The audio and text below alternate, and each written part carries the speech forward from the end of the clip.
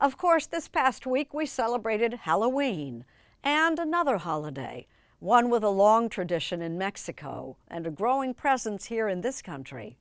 Enrique Acevedo tells us about the Day of the Dead.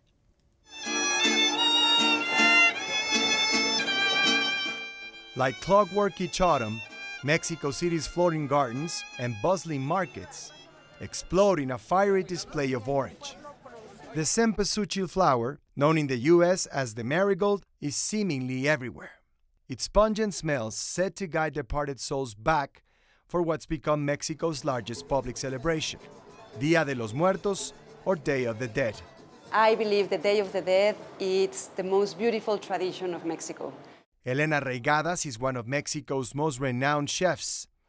This time of year, she's busy making pan de muerto, or bread of the dead. How many do you sell on a typical day? We do a lot. We start to do them in October because really people ask for it. But the day itself, it's crazy. A traditional sweetbread, pan de muerto is often left on the elaborate ofrendas or altars built to honor deceased loved ones. It's said that no one is really dead as long as they aren't forgotten. Did you celebrate when you were younger and at home with your family? Yes, fortunately my mother, she used to do a beautiful altar. Practiced for centuries in many parts of Latin America, Day of the Dead is a fusion of Roman Catholic and Indigenous rituals.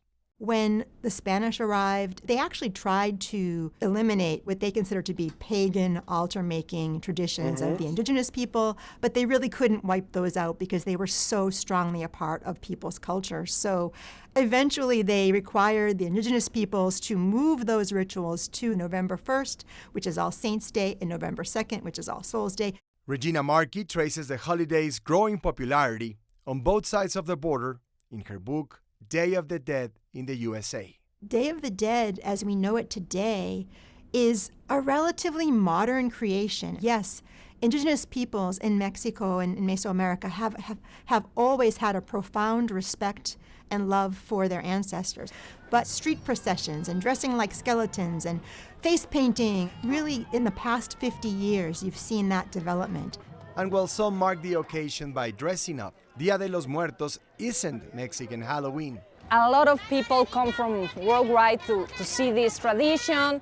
Claudia Curiel De Icaza is Mexico City's culture minister. She says this weekend's official parade is a showcase for indigenous groups to present their interpretations of Día de los Muertos. Millions usually attend. It always surprises me how we bring the celebration to everything that we do, even remembering our death. It's part of the cycle of life, death for us. So that's why we celebrate it. It's Día de los Muertos. No. And since Disney's Academy Award-winning 2017 film Coco, Día de los Muertos is the one night of the year our ancestors can come visit us. the holiday is more popular than ever, especially in the United States, where there are more than 37 million Americans of Mexican descent. Now you can decorate your ofrenda at Target or buy your pan de muerto at Costco. Do you think that takes away from the tradition or that helps to keep it alive? I believe the beautiful thing is that it's alive. And we get to share it with everyone. Yes. Author Regina Marchi says what makes Día de los Muertos so appealing is a universal desire to connect with those we've lost and with each other.